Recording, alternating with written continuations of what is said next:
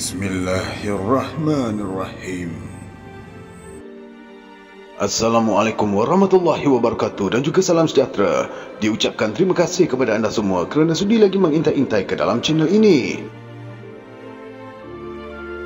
Kali ini kita akan membicarakan tentang asal-usul agama Bahai.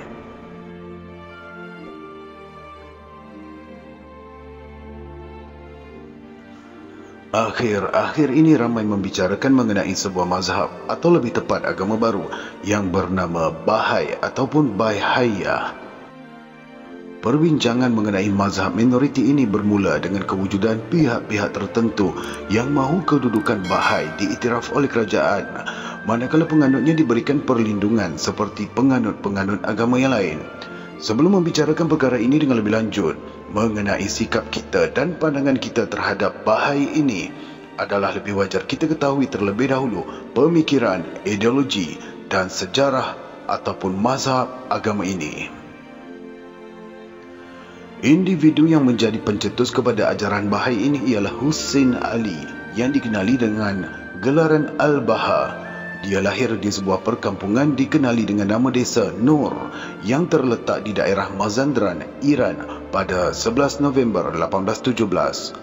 Ayahnya bernama Al-Mirzah Abbas Basra An-Nuri, merupakan seorang pegawai di Jabatan Kewangan Kerajaan Iran yang sebelum ini adalah Republik Syiah Iran. Ayahnya memiliki hubungan baik dengan Duta Besar Iran ke Rusia disebabkan saudaranya seorang jurutulis kepercayaan di Kedutaan Negeri Beruang Merah tersebut. Adapun ibu dari Husain Ali adalah Hanim Jani atau Khatim Jani, merupakan isteri pertama dari Abbas, ayah Husain Ali. Husain merupakan anak ketiga dari 15 orang adik-beradik. Di masa kecilnya, Husain tidak bersekolah di sekolah rasmi atau madrasah tertentu. Dia dididik oleh ayahnya di rumah mereka. Setelah itu dia berusaha sendiri untuk mengkaji buku-buku bagi menambah khazanah pengetahuannya. Husain sering membaca buku-buku Sufiah dan Syiah, terutama buku Syiah Ismailiyah dan falsafah Yunani klasik. Dia juga terpengaruh dengan pemikiran Buddha dan Zoroaster. Di masa mudanya, Husain terpengaruh dengan aliran Babiyah, sebuah aliran pemikiran yang didirikan oleh Ali Muhammad Ashi Shirazi yang mendakwa dirinya sebagai seorang nabi dan pembawa risalah. Setelah Ali Muhammad Ashi Shirazi mati pada tahun 1868, Husain mendakwa dirinya adalah orang yang mewarisi ajaran Babiyah ini. Maka di situ bermulalah orang ramai mengikuti Husain, lalu dia menggelari dirinya dengan gelaran Baha'ullah. Ketika dakwah Bahai mula tersebar, pemerintah di era Kekhalifan Utsmani pun mengambil tindakan tegas terhadap ajaran tersebut. Akibatnya, pada tahun 1868, Husain diasingkan ke kota Akri, Palestin yang kini Israel. Tidak disangka, malah di kota ini, Husain mendapat sokongan dari masyarakat Yahudi Akri. Orang-orang Yahudi di sini menyambutnya dengan besar-besaran, memberikan kepadanya harta benda dan menjamin keamanan dan keselamatannya. Sejak saat itulah, kota Akri menjadi kubur utama ajaran Bahai. Mendapat sambutan sebegini menyebabkan Husain Ali semakin sesat. Dari mengaku sebagai pembawa risalah, dia meningkatkan makamnya menjadi pemilik sifat-sifat ilahi. Dia mendakwa dirinya adalah Al-Qayyum yang mengurusi para makhluk. Dia sematkan sifat kekal untuk dirinya, roh Allah bersatu bersamanya. Dia mengutus para nabi dan rasul dan mewahyukan agama-agama. Syariat solat 5 waktu yang diperintahkan oleh Rasulullah SAW dikurangkan menjadi 3 oleh Husain, masing-masing hanya 3 rakaat. Dia juga menghilangkan syariat solat Jumaat. Wuduk juga diringkas dengan cukup membasuh muka dan kedua tangan. Haji bukanlah menuju ke Makkah, tetapi menuju ke Akri, yang hanya wajib bagi orang lelaki dan tidak ada cara dan waktu tertentu serta lain-lain lagi. Namun, seruan utama mereka adalah menggugurkan syariat jihad. Perang sama sekali diharamkan dalam ajaran Bahaya. Di akhir hayatnya, Husain Ali menderita penyakit gila.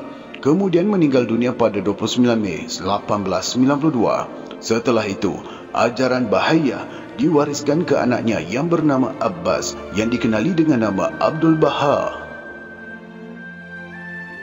Bahai percaya bahawasanya Allah bersatu dalam diri Baha'ullah, iaitu Sina Ali. Kerana itu, dalam ajaran ini, diyakini Baha'ullah lah yang menciptakan segala sesuatu.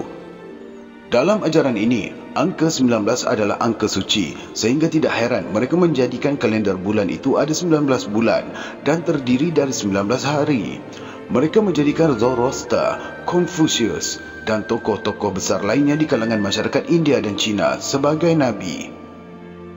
Mereka mengharamkan hijab bagi wanita dan menghalalkan muta'ah. Ajaran ini cukup diakui oleh orang-orang Eropah dan Amerika Syarikat lantaran kehadiran Abbas Abdul Bahai yang senantiasa turut serta dalam berbagai-bagai konferensi orang-orang Eropah dan Amerika, baik konferensi itu mengenai komunisme atau tentang sekularisme. Sebagai bukti kewujudan Bahai di Chicago, kumpulan ini pernah mengadakan konvensyen Bahainiyah terbesar sepanjang sejarah aliran ini tertubuh. Populasi terbesar orang-orang Bahai kini adalah di Iran, kemudian sebahagian kecil berada di Iraq, Syria, Lebanon dan Palestin. Pada tahun 2003, Lajnah Fatwa Bil Majma' Al-Buhuth Al-Islamiyah Al-Azhar menetapkan bahawa Islam tidak mengenal dan sama sekali tidak mengiktiraf Bahai itu sebahagian, sesuku malah secuit daripada mazhab Islam. Syekh Jad Al-Haq Ali Jad Al-Haq Syekh Al-Azhar menyatakan bahawa Bahai adalah pemikiran bukan Islam, maka tidak boleh seorang Muslim meyakini atau dan bersama-sama dengan agama sesat ini. Alasannya adalah kerana Bahai menyeru kepada ajaran akidah songsang yang mana Allah bersatu dan wujud dalam makhluknya. Membuat syariat yang sama sekali tidak berasal dari tuntutan Al-Quran dan Sunnah. Selain mendakwa kenabian, bahkan lebih meleset, mengakui diri sebagai Tuhan. Bahai merupakan satu ideologi pemikiran ekstrim yang menggabungkan keyakinan beberapa agama, falsafah dan tidak memiliki sebarang kebaikan buat agama Islam. Bagaimana pendapat anda? Sila komen di ruangan komen. Wallahualam.